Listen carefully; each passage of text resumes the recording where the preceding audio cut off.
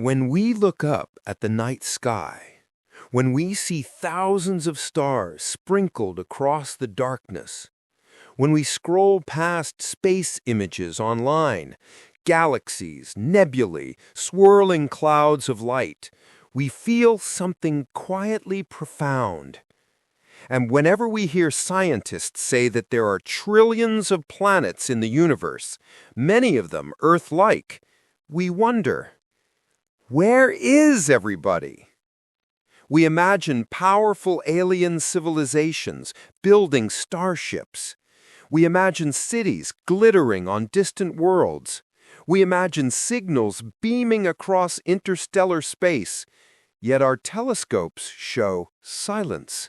Our sensors detect nothing artificial. The cosmos feels empty, too empty. And that's when an unsettling idea enters the conversation, an idea that says, maybe the universe is silent for a reason. An idea scientists call the Great Filter. Why does a vast, ancient universe, one that should be overflowing with advanced civilizations, look lonely and quiet instead? Why is it that Earth, a small, pale dot, seems to be the only place with technology, industry, or even intelligent conversation? Did life struggle to emerge, or does life usually wipe itself out before it spreads among the stars? And the real question, the one that gives this idea its terrifying reputation, is this: is the Great Filter behind us or waiting ahead? Open your mind. Follow your curiosity. Welcome to the Center for Curiosity. Before we dive into the Great Filter, we need to understand the puzzle it tries to answer, the Fermi paradox. Here's the simplest way to look at it. The universe is enormous, truly enormous. There are more stars than grains of sand on every beach on Earth. Many of those stars have planets, and many of those planets are in the habitable zone, the region where liquid water could exist. That means life, at least simple life, should have countless opportunities to appear. Even more, the universe is old, about 13.8 billion years old. Earth itself is a latecomer. Civilizations elsewhere could have had a head start, millions or even billions of years ahead of us. So if intelligent life is even rarely capable of growing into an advanced civilization, we should expect star systems filled with megastructures, galaxies dotted with technology, signals or artifacts drifting through space, or at least ruins of civilizations long gone. But we see none of that, not even a whisper. This contradiction between the high probability of life and the lack of evidence is the Fermi paradox. And one solution to this puzzle is the Great Filter. The Great Filter says, somewhere along the evolutionary path from lifeless rock to cosmic civilization, there is a step that is almost impossible to pass. This path looks like the right conditions for life, the first simple organisms, the evolution of complex multicellular life, intelligent tool-using animals, technological industrial society, long-lived spacefaring civilization. The Great Filter could sit at any of these stages, or several. If the filter is early, we are lucky survivors. If the filter is ahead of us, we might be marching towards something we rarely survive.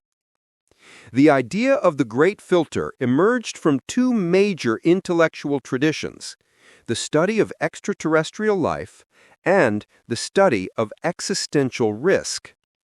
In 1950, physicist Enrico Fermi famously asked during lunch, "Where is everybody?"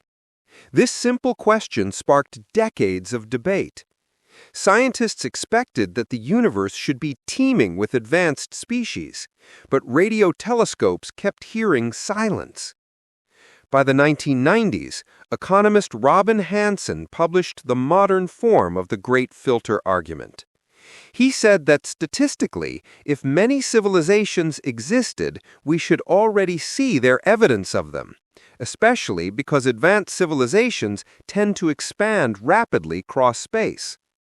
But because we see nothing, Hanson's conclusion was unsettling. Some step in the journey from chemical soup to cosmic civilization must be incredibly rare or incredibly deadly. Scientists then began examining the evolutionary timeline of Earth. For billions of years, our planet had nothing more than microbes. Suddenly, around 540 million years ago, life diversified explosively. Humans emerged only in the last tiny sliver of geological time. This long, slow, uneven history suggested that some transitions might be extremely unlikely. Earth may be unusual, even miraculous. Or, perhaps intelligent life emerges often, but technological civilizations tend to destroy themselves. The idea of a great filter became a way to understand not just other civilizations, but our own future. Let's break down the great filter step by step, from the simplest possibility to the most terrifying. Option 1. The filter is behind us. Life is unbelievably rare. Maybe the universe is full of planets, but almost none of them can actually produce life. Perhaps the transition from chemistry to biology is so improbable it happened only once in our galaxy. Imagine stirring random molecules for billions of years and expecting them to self-assemble into a functioning, self-copying cell. That's not just difficult, it might be astronomically unlikely. If this is true, then Earth is a near miracle, and cosmic silence is expected. Option 2. Simple life is common, but complex life is rare. For 2 billion years, Earth had nothing but bacteria. Complex cells, eukaryotes, might be extremely hard to evolve. Maybe the universe is full of oceans, but they're all filled with microbial slime. No animals, no minds, no cities. This would explain why the universe looks lifeless from far away. Option 3. Intelligent species almost never develop technology. Even on Earth, millions of species exist, but only humans created industrial society. Intelligence alone might not be enough. You need the right environment, the right evolutionary pressures, the right physical traits, and the right cultural developments. This combination might be vanishingly rare. Option 4. The great filter sits in the future. Technology destroys most civilizations. This is the darkest possibility. It says that once a species reaches our level, capable of planetary industry, it almost always wipes itself out before it becomes spacefaring.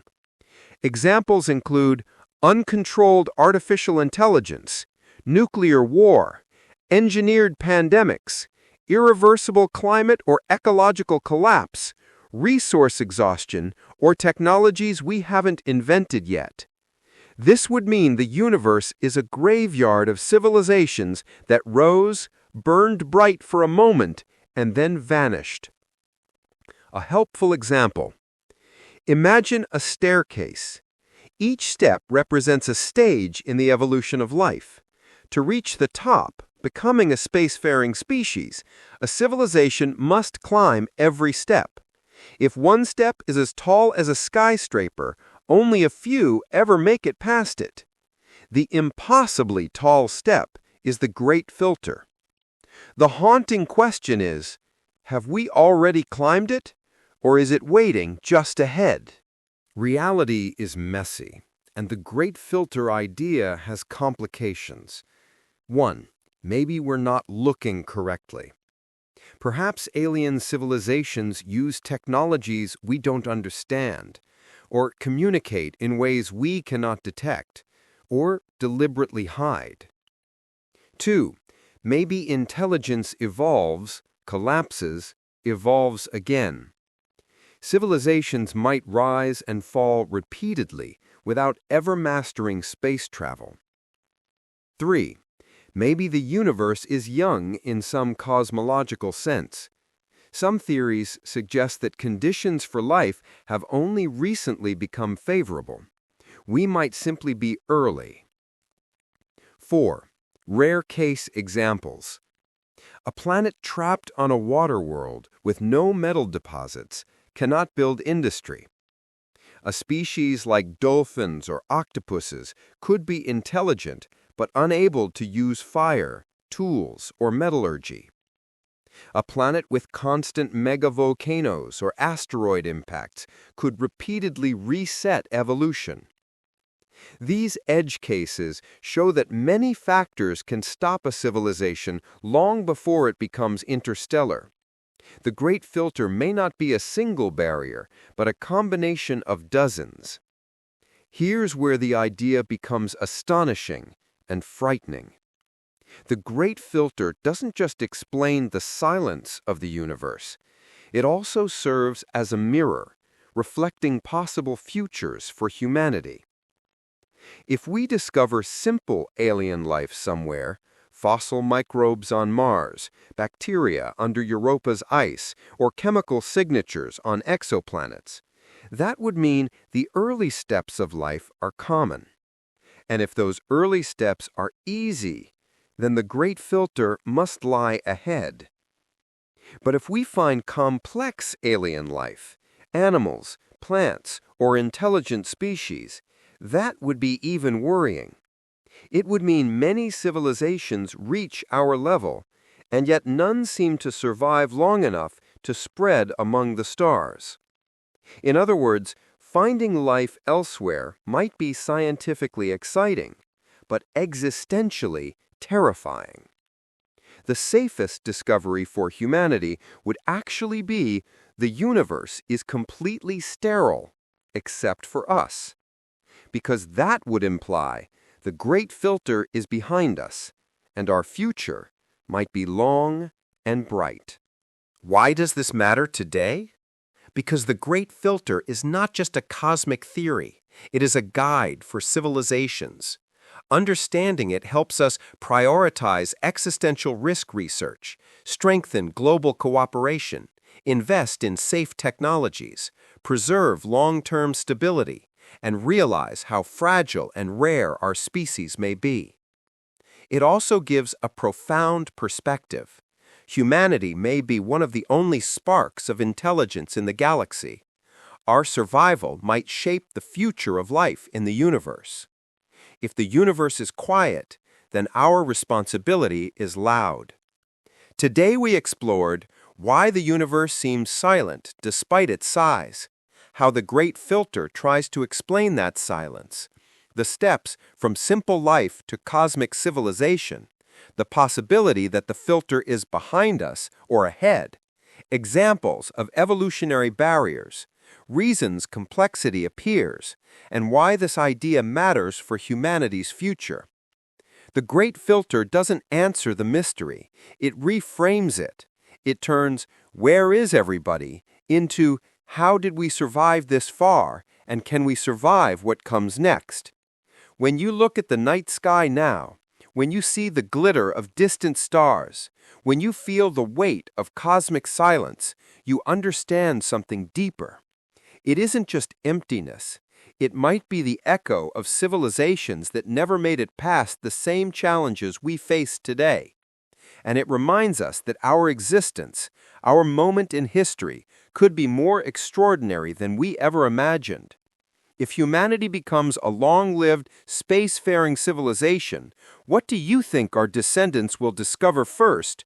Ancient ruins of lost civilizations or brand-new neighbors?